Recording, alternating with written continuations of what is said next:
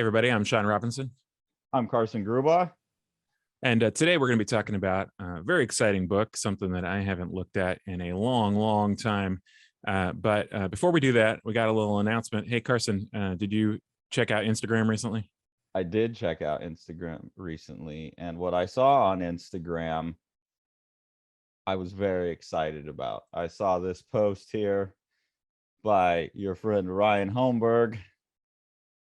Tell us what I'm seeing, Sean. Yeah, so this is a copy of the Japanese edition of Yuichi Yokoyama's Plaza. And if you guys have never read any books by Yuichi Yokoyama, he's a really, really inventive, quite exciting cartoonist. And this is probably his most extreme work. And this is a book that Ryan Holmberg and I have been talking about for a while. We've been discussing different projects to do together and have been, planning out over the next couple years, really, what it is that we're going to be working on. But this particular one sort of rose to the top first, and this is going to be most likely the follow-up to The Strange Death of Alex Raymond. And I'm extremely excited about it. It is an incredible book. And I'm laughing because the contrast it really appeals to me too. Yeah, to follow Strange Death with this. Yeah, I'm super excited because I kind of figured you had this coming, because I mentioned when we were talking to Matt Battaglia, I think, and I was just showing that I got these books from Breakdown Press. I got a book of, how do you say his last name? Yokoyama. I got this book outdoors and was really excited about it and talking about it. And you were kind of like, oh yeah, he's, and I was hoping that's what that meant, because this is some of the more exciting comics I've seen in a while, like very strange, but in a really awesome way. Like I was thinking about it, actually. I was complaining when we were looking at Puma Blues about, I wish that they would have included the text in the pictures during the scene of the animals. And that's like, he is so good at like wrapping the image and the word and the design and like the action all together in a really compelling way, and can take. Sorry, go ahead. Go ahead. No, he can take something like in this. The last story in here is just people setting up camp, setting up a tent. And I reviewed this, so you guys can go check it out, but they'll be setting up a tent and he can stretch that out to a whole story and make that interesting. He's doing that manga decompression thing, but as everything slows down, it still feels super fast and energetic, and it's a really interesting combination that he's pulled off. So yeah, he's really interesting. The first time I saw one of his works, I think, was Travel, and I remember not getting it at first, and just sort of having this like initial barrier, but pushing past that barrier, you really see somebody who's extremely interested in motion and sound, and extremely interested in sort of pushing the formal boundaries of comics making. What is comics? And one of the things that I thought was so appealing, and an appealing contrast to make this as a follow-up book for Strange Death, is just that both books are extremely boundary pushing. And one of the things that's appealing to me as a person who makes art, or also a person who takes in art, is like what happens when you make something more of itself. You've got this idea for something and then you just make it more. Well, he's exploded this out. When you guys end up reading, you get to read Plaza, you'll see he takes this kernel of a thing that he wants to do, and he just makes it as big as you can possibly make it. Strange Death is sort of similar in that, once you have this like microscopic evaluation of this thing, you can get so far into it that it's something else. I think we've all had the experience of being in, ninth grade biology class or something, and looking at a microscope and being like, that's what my skin looks like. I think that there's a similar kind of thing where you take something to such an extreme that it looks very different. And, Plaza is really that kind of book.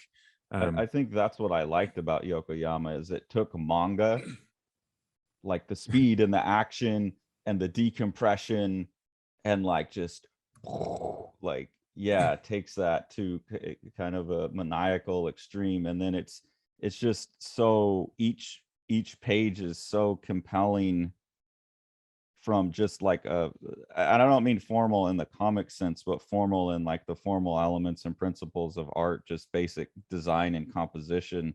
They're just such amazing, like little abstract compositional units. And you can kind of read it in two different ways. Like you can just go through and look at all the composition, or you can dig past that, and like, he's still a really good storyteller. Yeah. Yeah, it almost reminds me of if you see a futurist painting Mhm. come to life. He seems like he's got a lot in common with the futurists. If you can imagine like a futurist who abandoned painting and decided that he was going to like make an animated movie, like circa 1920. Yeah. Uh, it's a Giacomo very exciting Balla thing. makes a 200. How many pages is that book going to be? 225 for the actual Okay. story, and then we'll have a little bit of back matter. We're still going back and forth about what's going to Awesome. be in the rear of it. But yeah, starting in on the production now, and very excited about it. And hopefully we'll be able to announce some dates soon, but it'll be sometime in the fall. Awesome. And I'm glad to hear that you guys are going to have an ongoing relationship too, because I mean he's done the translation for a lot of the manga that we're looking at, like the Hmm. Yoshihiro Suge, and um, so Yeah. that's awesome. If you guys are not following Ryan on Instagram, he's at Manga Berg, Berg on Instagram, and I'll really put that great, down. really great follow. He's interested in fantastic stuff, and he's really got a following of his own at this point, because the stuff that he likes is consistent in a certain kind of weird way, where people who really like the stuff really want the other stuff. And he writes really interesting little mini essays on Instagram, and very interesting to follow along with. And also Living the Line Instagram is fairly active right now, thanks to Graham, who's helping me out with that. And so definitely check out both of those. Okay, we'll put a little bookmark in so people who want to skip this can. But I hope that you guys have a little a little taste of what's coming up next. And we're going to have another 2 or 3 book announcements sometime in the next month. Awesome. Yeah, so I'm excited about those I too. mean, this, like the fact that we're getting some of this, and the fact that you're like now showing as, I think with those being your first 2 projects, you're showing like the aesthetic of Living the Line, in a sense, in the sense that you're going to be going all over the place, but there's going to be this kind of core nugget of like the best of the best, and the quality is the focus. Yeah, and it's weird. The more I get to see about what's out there, the more I realize how many amazing things are just not seeing the light of day, either in the US or just in a publishing sense. The Yeah. fact that Dave had drawn, 180 pages of that and it wasn't going to go anywhere, and that you had drawn the additional pages and weren't. And similarly, that this wasn't this amazing book, Plaza, was not, didn't have a publisher yet. And it's just stunning to me. It's a really wild read. I think people are really going to dig it. Yeah. All right. So I'm so excited, and also excited to talk about, let's go ahead and take a look at it now. Star Wars: The Dark Empire trilogy. So set this up for me, Sean, because I wasn't aware of this, even though I should have been. Yeah, so this is a really interesting little nugget. We're staring at a Dave Dorman painting right now. Dave Dorman was one of the poster artists for, I believe, the original run of 3 Star Wars films. And even though you're seeing a little Marvel there in the corner, this was actually put together and published by Dark Horse in 1991, shortly after the Marvel Star Wars license had expired. And the reason that expired is because nobody was doing anything anymore. They canceled their Star Wars book due to low sales, although those low sales would be like heroic levels these days, Yeah. And basically Star Wars was, as a sort of force, was spent this was regarded as something that didn't have any juice left in it. I should know because at the time in 1991, I was, 11 years old, 10 years old. Yeah. And I had really been interested in, Star Wars when I was a kid and things like that. And around the age of 10 or 11, I started going to garage sales with my dad a lot. And we would actually pick up Star Wars merchandise at garage sales and then resell it at the local comic shop. And I would use the store credit I got from that to buy comics. Damn. That's enterprising. Yeah, so I can't tell you the amount of Star Wars bed sheets and toys and all that type of stuff that I would get at garage sales and take down to the local place. It was called Intergalactic Comics and Collectibles. And one day I went in there with my dad with a Star Wars bed sheet trade in. Literally, like they gave me like $40 worth of store credit for a bed sheet that I bought at a garage sale. Yeah. I went in there and I saw a copy of the first issue of this. And, the Dave Dorman cover was fairly striking. But then when I saw the interiors, I was just like, what is this? Yeah. Somebody's actually doing something with this thing again. And I don't think it is any exaggeration to say that without the contributions of Tom Veitch and Cam Kennedy, the writer and artist of this book, that I think it is very likely that there would not have been Star Wars prequels, which, I guess means you can blame them. Yeah. Here's the cover for the actual book. Yeah. Okay. Before we go on, I want to point out, when I look at these covers, there's so many where they have the Trump eyes, where they like they've been wearing goggles and getting a tan. It's unsettling to me. The Dave Dorman seems to have that a lot. But the reason that we wanted to look at this, the reason you brought this up, is because our subs were telling us that Tom Veitch had just passed away last week, I believe.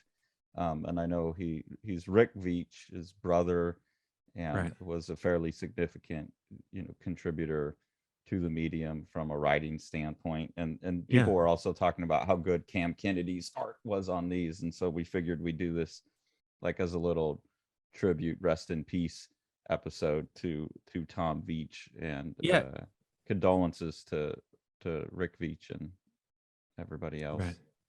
Yeah, his condolences to his family, and he like you said, he had a really storied career, but this particular one is probably like a great example of what an amazing job he could do on licensed comics. And it's a tribute to his writing that it really puts the J.J. Abrams sequels to shame. He hits like some of the buttons where he's like almost quoting different portions of the dialogue that you might almost recognize and things like that, but he really brings his own spin to it, and in my estimation makes it a lot more darker of a story, not in a sort of, hey ma, look how dark I am kind of way, but in a way that like sort of brings the realities of conflict to the fore a little bit more. And man, I can't believe we're passing these pages without talking about it. Cam Kennedy. Yeah. Where have you been all my life? Oh my gosh. Hey, are you able to do 2-page views with this? No, I don't think so. This is this came up last minute, so I didn't have time to order a copy. B, it's out of print, I believe. So I got it on my Kindle. Oh, gotcha. Okay. Yeah, don't worry about it. Maybe. I don't know. I don't normally. Doesn't look like it. If I read stuff on my Kindle, it's usually on my tablet, so I'm not used to the desktop interface here that we need to record with. But yeah, so no, this was put out. Look like it, unfortunately. This is put out by Dark Horse, and they kept it. They put it out a few printings, but these are all pretty much sold out. And we weren't able to get it at the last minute. I used to have physical copies of all this. My first issue was actually signed by David Prowse, the guy who played Darth Vader's body. Oh, that's cool. He wrote on the cover in giant gold letters, David Prowse is Darth Vader. The dead Darth Vader. Which I was a little, Yeah, I mean, surprised by. And that's so a pretty my cool signature. But look, they got goodness. this is the one thing that, like, they're doing this movie lighting stuff all the time, which kind of cracked me up that it was on the cover and on the inside. That's such a, like, we don't see that, like, where they shine a light right on the eyes as a Mhm. thing that they used to do in film. You don't see that anymore. So I don't know if we should just dissect this right from the top, because we're going to be seeing this throughout the entire thing. But that color, oh my gosh. Yeah. How do you think he developed this approach? I mean, should we talk about what it actually is? So go back one page if you would.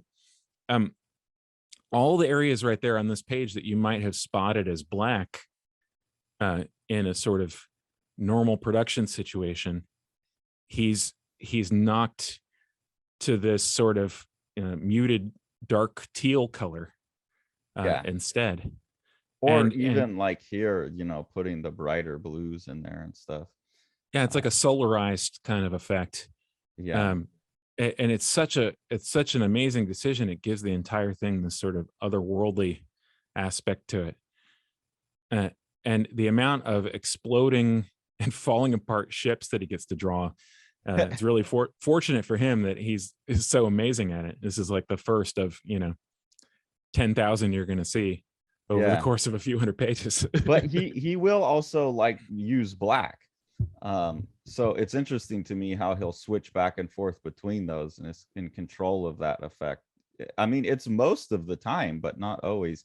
And I also like, because I don't think these were done with that blue line coloring process that you described. No. I think this is all colored on the page, because you can see the colors interacting with the black, and you can see that they scanned, and because of the color, weren't able to do too much adjustment on the black. So you can see where the ink has different kind of consistencies that have pulled up. So you really get the sense while you're reading it that you're kind of looking at the art in its original state too. I mean, it's almost like an artist edition in that sense. Like right there, I can see the extra thickness of the black, or the extra drawing that he had done and then colored over. And the painterly effect on the background there of the planet is just quite extraordinary. I told you, it's beautiful. Before you had looked at this, I told you that I thought that Cam Kennedy was the best painter in comics. How far off the mark, now that you've actually seen it, do you think I am? I mean, I don't know. There's a lot of painters in comics that I really like. Like, is he going to take down Dave McKean? I don't know, but he has a very good, like, combination of paint and cartooning, I think, is what you're talking about. That he's figured out how to do painted colors in a really exciting way. We'll next week we'll look at someone else who I think is also was doing painted colors in a really compelling way. And this has a little bit of the Moebius, and obviously Moebius seems to be a pretty heavy influence here, but it has a little bit of the Moebius quality of when we were looking at the in-call, of sort of a fantasy, like what if, or it just seems that maybe Tom Veitch is like, well, we have unlimited budget thanks to Mr. Cam Kennedy being able to draw whatever. And so, they're not shy about blowing everything up. And that kind of complementary color, or the strong, like, warm, cool, even having the warm, cool, like within the shadows, like it's not background warm or background cool and foreground warm. It's like that, what you're talking about with the kind of solarized look. I really do. His color schemes are, there's so much fun throughout, just the oversaturated colors and the wild pinks and stuff that you get. I really do enjoy it. I personally shy away from saying best of anything, but he's an exceptional colors. I also like this moment here. It looks to me like he had black and he colored it over with a pencil.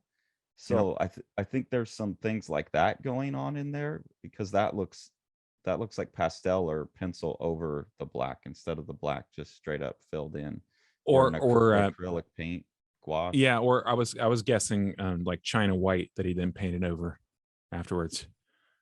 Yeah, there's a lot of weird different techniques in here, and really good like the dynamics of that shot of Han Solo right Yeah. there. You know, the stylization is quite good. I was dissecting one of the panels in here for my wife last night. If you wonder what we do in bed, and So hot. I was pointing out to her how he uses depth in such a masterful way, and it's funny. I can just randomly say this, and now look at this top panel here. Yeah. How many different layers we have. This is not like a simple, 3-tier relationship. We've got all of these figures that are foregrounded by the color. We've got the center focus there being on the Luke figure turning around, and by his gaze, we're incorporating the robot thing, which is also gazing back at them. So, we've got, at least on that particular panel, we've got something like 5 planes of action that are all interacting with each other simultaneously. And even these figures that are on the same quote plane, there's a real sense of like 1, 2, 3, 4, Right. 5, like, I mean, you could really go 1, 2, 3, 4, 5, 6, right. 7, 8, 9, 10 at least. Yeah. It's really something else. And then you see like his ability to, look at how he's de-emphasizing the line in the last panel there to give it sort of this mystical quality. Well, that's an interesting view. I don't know how to use this program. Okay, there we go. He drops out the black entirely for that last panel there, and he does that a few times through the series. Man, I mean, I'm so intimidated by his drawing too. We talked about last week with Brandon. We talked about incorporating reference. And I mean, it's almost all completely invisible here. I mean, obviously he had some kind of like VHS, copy of the movies that he could consult when he needed to. But everything is incorporated so flawlessly. I never really feel like I'm staring at a photo and then I'm looking at a cartoon. Yeah, he's like, the likeness is good enough that you know who you're looking at. This page isn't that great for that, but most of the time you know who you're looking at. Like his Han Solo is really good, but it's not a referenced photo of Harrison Ford in the sense, like it's not what I would do, which is just get the photo and like trace it up in Photoshop and ink it. I do think that they were probably given actual models of all the ships, or at least the main ones. Like the Millennium Falcon looks like, when he draws it, it looks like he and R2-D2 and stuff. He had a toy of that and he'd photograph it. But he's such a good stylist that it all merges together. It is a really impressive, the combination of what must have been some kind of reference and what's just pure imagination.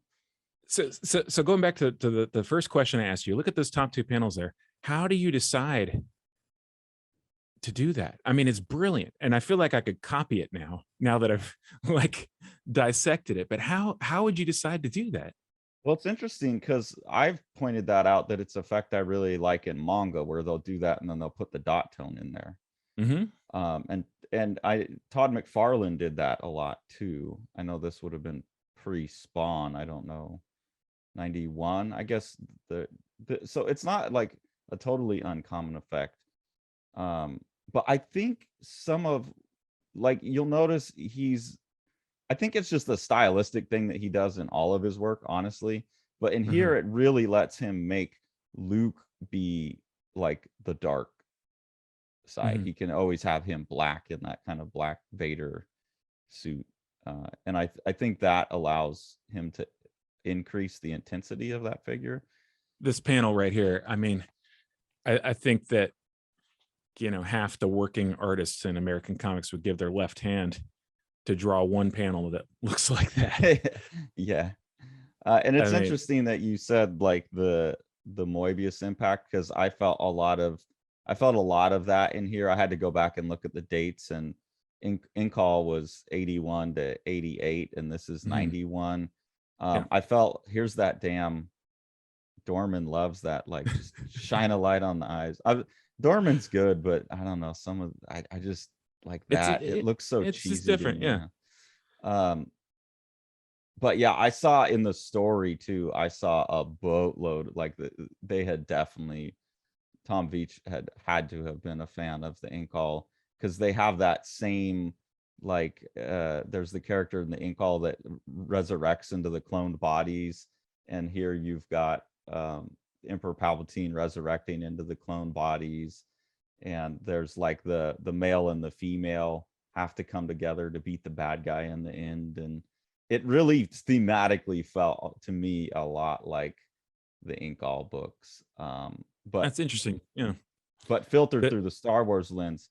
And like even here, I noticed like this kind of looks like the Moebius's little seagull guys that he does. So it's interesting to think that there was like Jodorowsky tried to do Dune, that didn't work. All those guys went on to make Alien and Star Wars and all of that stuff. Then Inkall got made, and then this got made, and to see that like flip flop back and forth, how they must have been influencing back and forth was interesting to me while reading this. yeah, credit where credit is due. Tom Veitch, hammers a lot of the things that you would just never see in a Star Wars movie, specifically like the sort of grimy aspects of what combat actually leads to. Yeah. As grimy as you get in Star Wars is like them hanging out in a bar at Mos Eisley. And in this, you've got scavengers, robot assisted scavengers picking over battlefields and like basically scrap collecting and like, raiding bodies and stuff. You have fairly extreme stuff with the Emperor. I suppose I'll hold off onto that for now. There's some really good Leia and Han Solo without being Tracy likenesses. You still know who they are. Yeah, that's an intense Solo there with the eye turned at an almost impossible angle right there. I love it. And the minimal hatching there, you get a sense for what his line work might look like in a black and white book. But I mean, really, if you can paint like this, yeah, have at, like, do your thing. Yeah. I'm interested too. He's a British artist, I'm assuming. It looks Scottish. Scottish. It's UK stuff. It looks like 2000 AD. Mm-hmm. Like a lot of the styles I'm seeing other artists that I think, like the guy that did this stuff with Alan Moore on the League of Extraordinary Gentlemen, Kevin, right. I forget his last name. Anyways, I see a lot of that influence here. I think that Ken Kennedy actually did some work on Judge Dredd and a few things like that. And I think at some point we might take a look at the Tom Veitch and Ken Kennedy work that they did before this, which is called the Light and Darkness War. But it's interesting to see Cam Kennedy's. Yeah, here's a. Oh, wow. Okay. Well, we are certainly going to be looking at that. Yeah, you've got that on order. I do. It has that same use of the solarized effect and the same wacky colors. So I think that's just his style. And I really like, there's a Boba Fett one that we're not going to look at too. And I think that his style got even wilder on the Boba Fett. That's really nice, right? Look at, he's got the red and the black now. His drawing is certainly wilder on the Boba Fett one. Yeah. Oh man, I'm super excited about this now. But I guess the thread that I was trying to connect there is that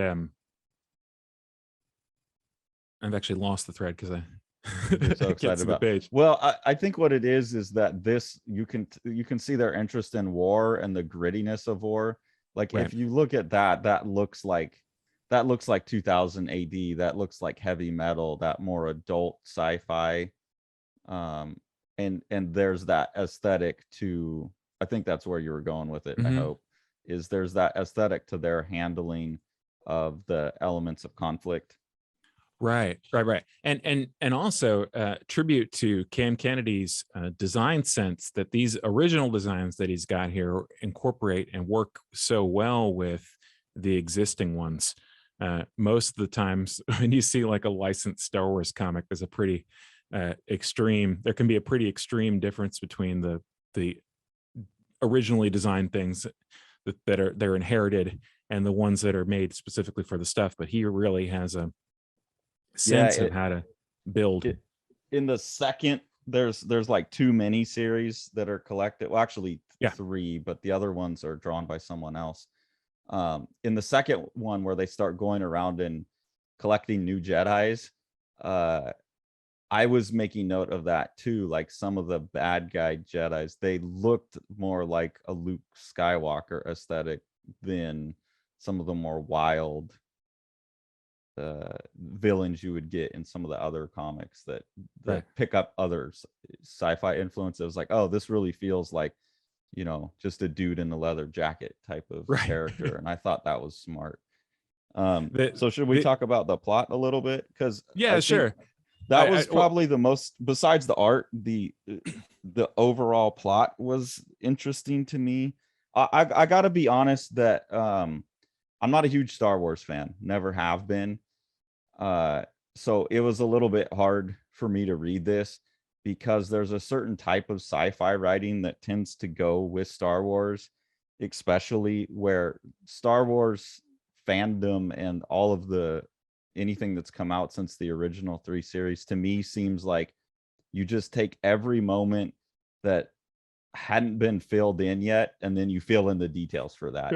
So it's like, that's like, there was the one time where Han Solo mentioned this race that he was in, so we got to go make a movie about the race. And then, but what did he do in that 5 minutes that he went to the bathroom? And then someone needs to write a short story about that. How do they piss on the Millennium Falcon? Yeah, it's that obsession about the world building details that I feel is really part and parcel of people who enjoy this type of sci-fi, and that's just not me. And there's some of that type of stuff in the writing here that was a bit of a barrier to me, where like the nitty gritty world building details. But the overall plot I found to be a really good extension of the original 3 movies. And I could not help but compare that to the final 3 that just came out, and seeing how they basically wanted to tell this story but couldn't because all the actors were older, and how this is a much better continuation in just like the big plot points was what interested me most about what Veitch did here. How it is a very good continuation thematically and emotionally of the Skywalker story, in a way that these last 3 films were just unable to, god awful, abysmal. Especially that very last one. Me and Tori went and saw it. She's a huge Star Wars fan, and she's like, this ruined Star. I mean, it was just so terrible. I haven't seen it, so I can't comment on it. But having seen the first, I saw the J.J. Abrams, the first of the 3, and I really was just like, whoa, okay, well, so yeah, they lift some of the plot points, but it's like a theme park ride. And you know, so certainly none of the details that we were talking about, like, you know, people scavenging bodies and, you know, the economic consequences of building your giant war machines and everything. Well, what it turns into by that third, I guess, film 9 technically, is basically, I think they're taking their cue from this. Their Rey and Kylo Ren function kind of like Luke and Leia, or the twins from this, do. So that final film is like Emperor Palpatine, like in this story, his body's burning through, and I think in the movies too, he's been cloning himself into new bodies, or his body's definitely suffering damage from the dark side of the Force, and he's trying to transfer into somebody else, like in this, and he kind of tries to possess Rey, or I don't know, Rey and Kylo Ren become like this, like the Incal, you know, the female and the male that have to unite the light and the dark side and fight against the Emperor, kind of like in this. So Yeah, that's a pretty a standard sort of trope of a sort of, we're calling it science fiction, but this is more like a fantasy with spaceships yeah, type plot. If anybody's ever interested in reading something that I think is extremely fantastic along those lines, you should really check out the Anne McCaffrey Powers series. Check out the Rowan and Damia. Really interesting, so sort of romantic take on the telepathy thing. But yeah, the other thing that those movies don't have is Cam Kennedy. Like, yeah, I, I yeah, I just I just feel like I'm getting schooled in how to make dynamic pseudo realistic art. I mean, I don't mean pseudo as a knock. I mean that his cartooning is incorporated so well with his. I just yeah. I'm It's stylized. It's done. not Yeah, like slavish realism at all. right. The other thing that those movies are missing, and I think they must have been fans of these books, because even though I never read these, I remember my friends in junior high who were huge Star Wars fans, Dustin Kitchen and Alan Kelly. I remember those two kids would be coming to school and talking about these series and talk about Luke going to the dark side and talk about Han and Leia being married and having twins. And it really was like the accepted canon, I think, of like what happened next.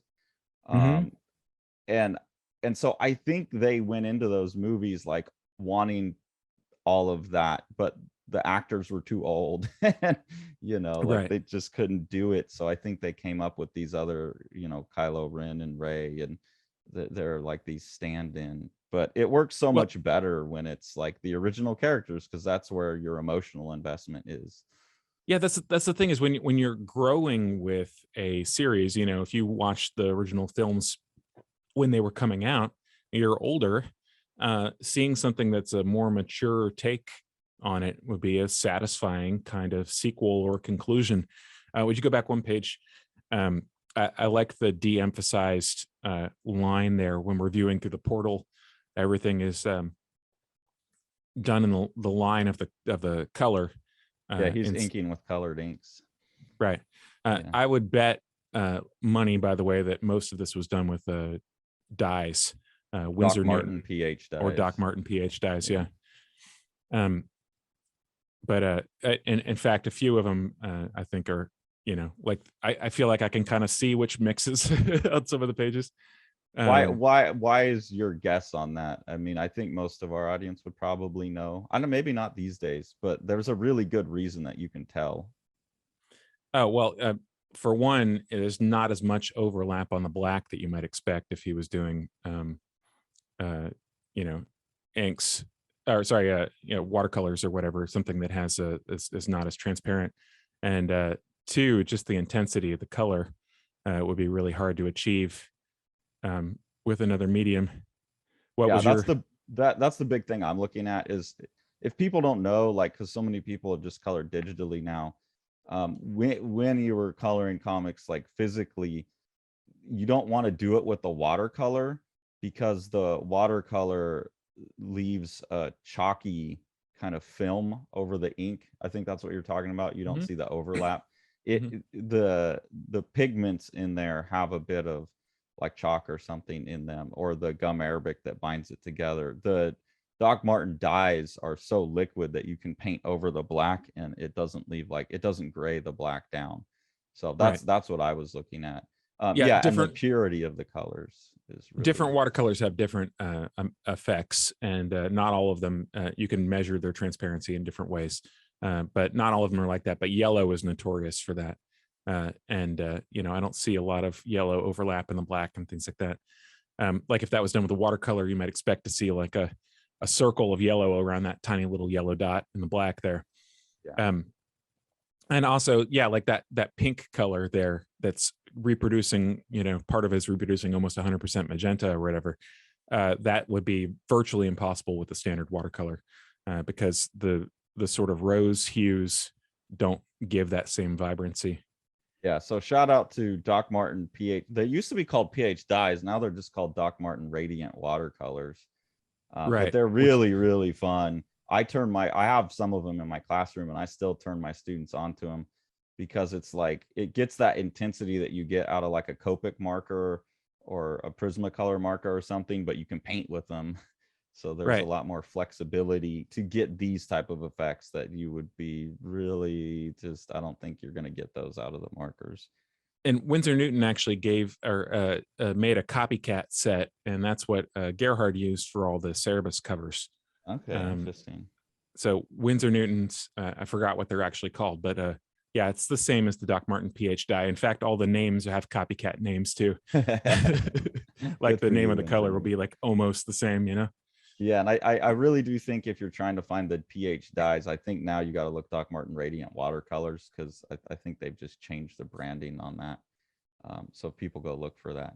But anyways, looking at the plot, like the Emperor is resurrecting himself in clones, like what you get in the Incal, and then Luke has gone and given himself to the dark side to try and, like, if I take it in, I can maybe beat it from the inside, is kind of like his mission that he's on. And so it's cool to see like the dark Luke there. I like that. And Leia's now a pretty damn good Jedi herself. Han and Lando are running. Sean, you can tell me a little Yeah. bit more about that aspect of the story, maybe. Yeah, they've got stolen, basically ex-Imperial ships that they're used, and then there's these new war machine weapons that suck up basically everything in their path and use it as fuel as they're going, and apparently has some kind of like onboard refineries or something that can supposedly like manufacture ships basically out of the garbage that they're pulling up. Yeah, I had a hard time reading those aspects of the book, because that's where it got into like the overly detailed world building, and I just kept going to the parts with Luke. Yeah, but like the visuals of this thing, like Oh pulling in yeah. that ship and then just seeing it disintegrate like that. Yeah. I mean, I just hats off to you, Ken Kennedy. Yeah. This is I a mean, great representation of power hungry oligarchs consuming it's true. consuming countries for resources that they should goddamn stay out of. Right. This isn't timely, is it? No, not at all. I just yeah. Oh, look at this drawing. This is great. I hadn't noticed this when I was flipping Yep. through, like with C3PO chilling out in the back to the side there. Pushed That's out, awesome. push back with that brown. But like There. his quizzical look of concern of like Leia seeing Luke manifesting in the Vader outfit. That's pretty great. I was so focused on this. I didn't. It's so subordinated. That's great. Oh, and look at the colors on that one. Yeah, I mean, oh God. I guess most of my response to this could be summed up with look at the color. But Yeah, it's and just like if you did it now with computers, the shitty effects that they'd put in there versus like how beautiful that is. it really is stunning. Like look, the actually you talk about subverting so he's drawn a contour for Luke there and then pushed everything back. You almost look like you're just looking into an abyss there. And there's something so just amazing about just letting water do a work on something like that. You imagine the balls in this guy to work on this all day and to get that section of the page wet and then drop that blue on top of it. Sure Yeah, and hopes I this. mean, who knows what kind of post editing was done, but they do look so much like the original art was just photographed, that like he Yeah. did a shitload of masking, Mhm. and there's, I mean, maybe he cleaned it up with white afterwards, but the Maybe. precision on like getting that big washy area inside of that contour bound without affecting anything else. Yeah, it's So impressive. I'm pretty sure, just another little tech note. I'm pretty sure that the lettering, which is up by Tom Klein, would have been done on an overlay. So he would not have Vellum. had right exactly. So he wouldn't have had to have dealt with that while he was painting. I wonder if we can look up.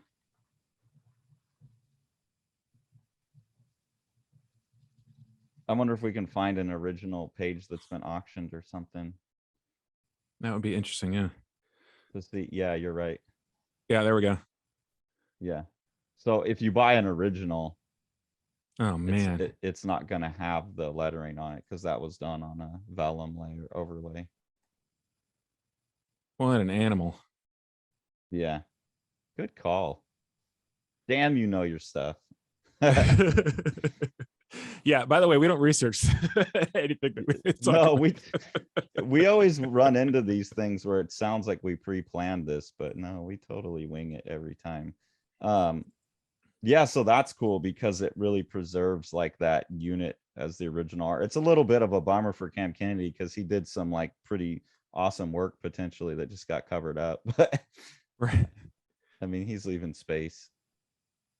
And I love the use of color solely to indicate the scene that you're in. Like, oh, well, we've changed rooms, so now we're in we're in yellow Greenland. Yeah, it's never like Oh man, that 100%. one. And that's what Oh, this one right jeez. there. Yeah. Yeah, the inset. I mean, just like, oh, That's what I dislike about a lot of these recolors that they do is they try and go with naturalistic colors, like the ink all one, especially like let's get it all gray and like flesh tones. And it's like, no, the weird toxic colors add something to the beauty of it.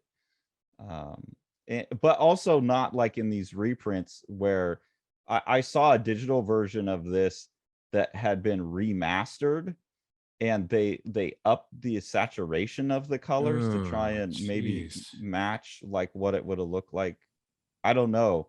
It looked bad. It didn't, it looked digital, but it still had all of the let's see if we can find that too. Because that Yeah, was it's worth noting that the original Dark Horse printings are fantastic, and they got a really good team together. And that's pretty. Yeah, that's really wildly saturated there. but you'll see it doesn't, it's not like they went and recolored it on the computer because it's still got all the watercolor effects. But you like there's some blur or something put into it and it's like oversaturated compared Well, to it's actually easy to accidentally clip when you're scanning work that uses the Winsor Newton or Doc Martin dyes like that. It's easy to accidentally clip the color bands when you're scanning it. what do you mean by clip? Clipping is like you don't have enough space in your gamut for the color that as represented. So the image on the right there looks like it's clipping.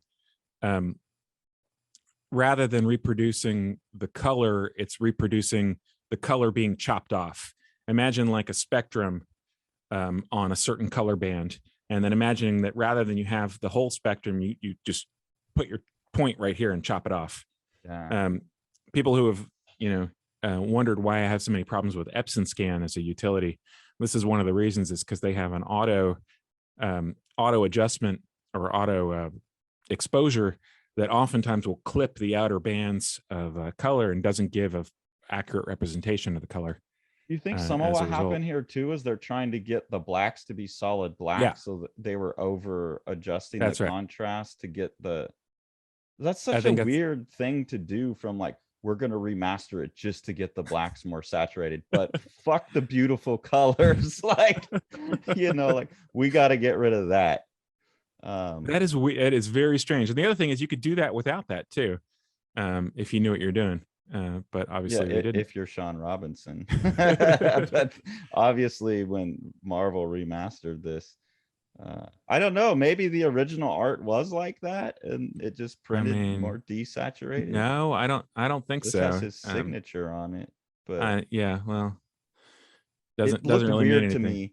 And it looked, there was like some artificialness to it that it's obviously not redone with the computer, but like those bleed effects of just dropping the paint into the water, like like there. I wish we had that page redone. No, that's totally standard clipping. I'm sure that's what's happening. It looks just fakey and computer done. Yeah, well, imagine if you got a gradation, a perfect gradation between two different colors. And then what clipping introduces is you're pushing back all of the essentially like the lightest parts of the color. And so you're flattening out a portion of the gradation. In fact, if you wanted to pull up one of these, take a screenshot, maybe at the end, we'll pull up one of these pages in Photoshop and I'll demonstrate. Oh, yeah. Okay. That would be cool. Let's save that towards the end here, though. I'll print screen this. I just print screen this one. Great. Okay. Yeah, that'll be fun. That'll be fun. That's cool. I can already tell this is going to be split up into 2 videos, huh? Yeah. For sure. No sane person is going to watch this in one sitting.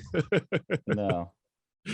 That will be an interesting experiment, though, and I'll get the I'll open the remastered one that I was talking about that I also saw, and we'll compare what you have me do in Photoshop to what's in that remastered one and see how close it gets. Anyways, this guy inside of the ship that's exploding, that one reminds me of a few of the war comics we've looked at so far. But yeah, all these city shots are good examples too of the same thing I was talking about, where he integrates all of the newly designed stuff that he puts in is integrated so well with the other stuff. And the ink all, you see some of that ink all influence. Yeah. That slum shot there, just everything, totally destroyed around him. Yeah. For sure. And I think there's the benefit of coming out of that 2000 AD scene, because they really had that gritty, grimy, fucking great Boba Fett too. Yeah, a good cliffhanger too. The last line of that last issue is his cleaning robot that he's left over behind. Mr. Solo, so good to kick. Hey, Mr. Fett, to see you, sir. Yeah. And when he goes to the Boba Fett book, like his anatomy exaggerations get even more. Someone else that's a more current artist is Kevin Walker. I think he came out of the UK scene too, but he must have been a fan of Cam Kennedy. But his Boba Fett gets really cool. He really pushes it much further, but it's a comedy book too, though. Okay. His Boba Fett book is I would say. Yeah, was wild there. Oh man, how much masking for a page like that, dude? Yeah, I have no idea. This right here, once again with the blue line color, and this just giant, war machine exploding. That's another good indication that he's using those dyes, because you can ink with them in a way that you wouldn't be able to with the watercolor. They're basically like they're almost even more liquid than an India ink, right? So you can ink, and you don't have to like color trap your lines. You can just mix up whatever color you want and ink with it. Mm-hmm. Yeah, and make sure you save that bottle or write down the formula, because if you need that color back, right.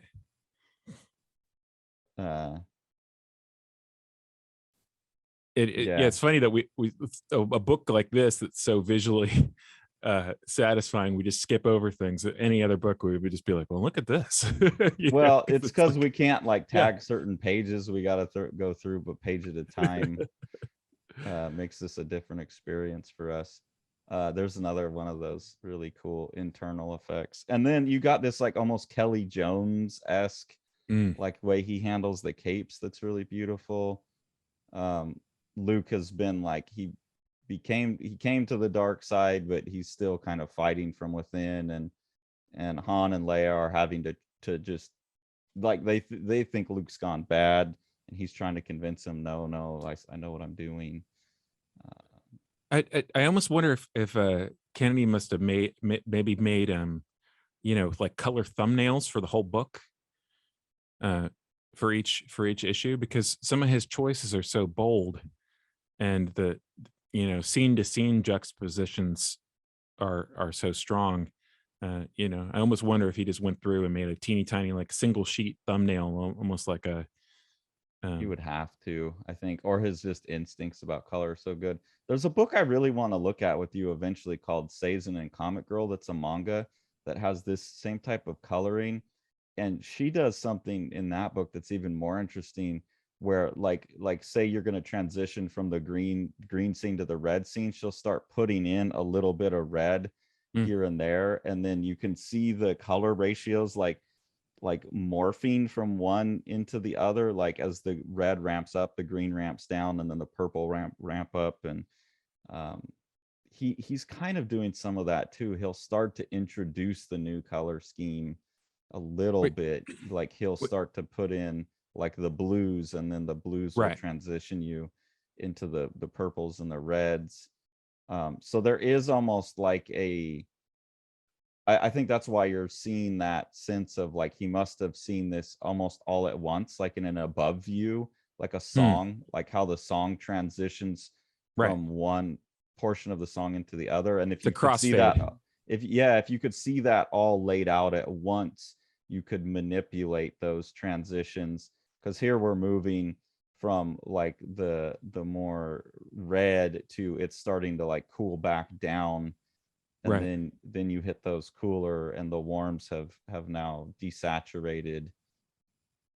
And so yeah, there's like kind of that musical flux in and out of the colors. And yeah, that was a perfect scene, another not planned but a perfect scene to show that transition. No, shoot. And then you put that one hit of the pink back in there. Yeah, right. Would you go back like 8 pages to the confrontation with the emperor? Yeah, right there. That's about the angriest face I've ever seen. that hand. Are you able to do that panel as a full frame? Is that something you can still do in this view? This one? Yeah. Or this the top one. Yeah. That Leia. Yeah. It just. Oh, I love that so much. Yes, little Jedi. And Leia and Han have had twins, and she's pregnant, and the emperor is basically trying to possess her new baby child in the womb. Just the thing I was saying about like this is the logical extension of the stuff that they've set up in the other movies, like because why not, right? But can you imagine that actually happening in like Return of the Jedi or something? I mean, but it would have been like, in my mind, as someone who never read these at the time, as someone who doesn't particularly care about Star Wars too much, I see why all of my friends who are into Star Wars, I'm sure forever in their mind, this is the next movie. Yeah, right. And it's what should be in the canon. And that's some of the like the dialogue and the specifics of like all of this type of stuff in the writing, I had a hard time with it, kind of skip over some of it. But the overarching plot and the thematic continuation of the Star Wars, and here's the Emperor being reborn into the new body again, kind of an Incal-esque moment to me. But those themes are like, this is the proper emotional, logical, character driven, everything that you'd want out of like, this is the next step of the Skywalker story. Well, and if you want to know why the prequels were so disappointing, imagine that you read this and and then 8 years later, you're in the theater watching Jar Jar Binks, stumble around with like child Anakin. I mean, once again, like I haven't thought about this stuff in like 20 years, but I do remember walking out of that theater, having gone to the first film and just shaking my head. And, as someone who doesn't care about Star Wars, I also went and saw those movies and was like, and then the first one I kind of enjoyed, the second one, no. And I never even watched the third one because they were so bad. And Star Wars, honestly, is, I'll get sick. What will happen is I'll get sick, and then I'll just want to watch. I'll purposely go get Star Wars movies and DC movies, like shit that I know is the worst, like Suicide Squad and the new Star Wars movies. And those are what I watch when I'm sick and I'm purposely wanting a really bad, shitty movie. Like that's just what Star Wars is to me, and kind of always has been. This is better than that. The Mandalorian, I like that, and the new Boba Fett show is pretty crap. Here's another good color though, you're talking about like kind of now musicality, like boom, boom, Yeah. boom, back and forth. And also the slight hints of the previous page on the other ones. So, That's and what, then yeah, that's what I'm talking about that like stitching together. Like I'll put a little bit of that color mhm. and then a little bit of that color. It's like I hadn't noticed that until that. Shout out again to the Sazin and Comic Girl book. It was the first time I noticed someone using color that way. And it's so smart. These inset panels there also really nice. Another nice use on the next page too. You've got the orange there, and then here the magenta. And that the polarization effect or solarization effect Mhm. on it looks so good on C3PO. Yeah, that's perfect.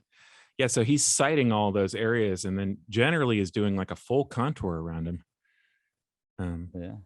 Like around the areas that he's going to use as the solarized areas.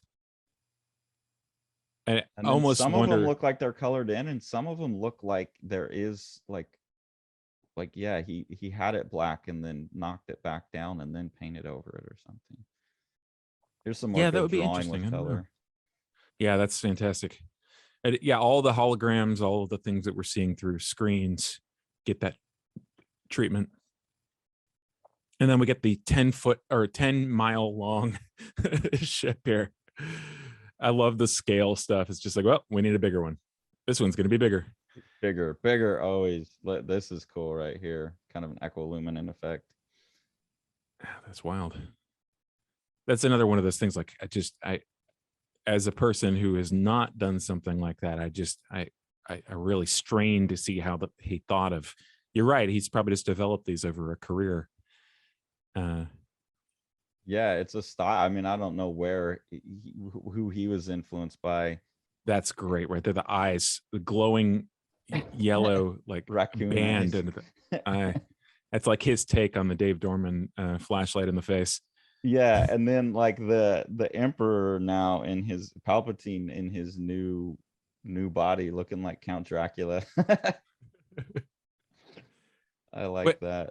why has this not been more influential? Do you think? Is it just because the drawing limitations of people who might be influenced by it? I mean, that's certainly why it's not influential for me. It's intimidating, you know. I think it had to have been. There's a lot of guys I can think of that not the coloring, but like his drawing, not Mm. his design and coloring, but his drawing style. There's a lot of Kyle Hotz is a name I think of. Kevin Walker. Maybe because you don't look at the superhero stuff so much, you're Okay. missing out on some of the influence that he's had. It's not a name I'm familiar with though. That's a badass drawing right there. Yeah, it sure is. There's a Uh, sort of chunkiness to the so that was the end of the first series, right? yeah, that And was then it.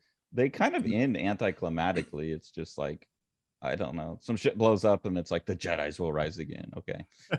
well, I mean they make they have a twin moment of destruction where uh uh two are more powerful than one. Three are more powerful than two. I felt Yeah, another like join us, the Luke. baby helps them. Like Right. this right here. This is Yeah. another Inkall thing, right? That's a Moebius drawing for sure. Like it's the male and the female, and then you have like the baby inside adding its power. Um, yeah, it's like I said, it's kind of cheesy, but it's that is the right. Veitch has the right understanding of the thematic and character elements of Star Wars and And like I knows how said, to like, bring it to the next step. yeah, exactly, the logical extension of the things that already exist, Yeah, really rather well. than the fill in the details kind of like you're right. It really does feel more like fan fiction, you know, the desire to like supply detail where there was none. Well, this one not so bad though. This one is No, like, no, no, not hey, this one at all. Yeah. we're tasking you with making the sequels. Mm-hmm. And he was like, fuck yeah, I got it. Whereas like some of these newer movies, they're like, this is Han Solo running that race that he did or whatever. And it's like, or this is what happened on the ground in this one battle, you know, like Rogue One or whatever. I don't know. Like I said, I'm not huge. It's just like filling in little details. This is how this got to that point. And it's like, I Right. don't care. It's enough to just know. This to me right here, though, this looks super influential, oddly enough, in a lot of the kind of like no brow press, Fantagraphics, Hmm. like lit comic stuff I'm seeing where they're working with the spot colors Right. and working with shape, and it's just like 2 or 3 colors. I don't know that they're looking at that, but that's super graphic. And the thing that they'll do where like they'll redraw the same thing like 5 times and then scan it, like they'll ink black and then scan it and turn it into color and overlay those in Photoshop to get like a screen printed look almost. Hmm. That looks like that to me a little bit. Someone else that I just did the video about, Eric Creek, some of his stuff looks like that, right? Yeah, Like, Eric Creek's definitely influenced by classic illustration techniques, which would have used but this 2 or looks 3 like color. that too. Right. Yeah, Yeah. no, his usage there. Yeah, definitely. Yeah. So classic illustration techniques, 2 or 3 color was more reliable than a 4 color process where registration could be bad and things like that. And so Yeah. you And look at I think children's. when you're saying where does he get some of this from, I think he's looking at those same illustration influences and poster art and stuff like that. Right. I think that's Oh, where sure. that sensibility is coming from that you don't normally see in comics, because a lot of comics people, it's just like they talk about other comic artists. Right. So this is the first few you pages want of to the split the second video series. here and Yeah. Yeah. okay, so thanks for following along on this one, guys. Remember, Sean's got the Plaza coming out soon. We're super excited about that, and we will take a break and reconvene and look at volume 2 of Dark Empire. You want to see all these books? Smash that subscribe button and the like button and the bell, and then you get them.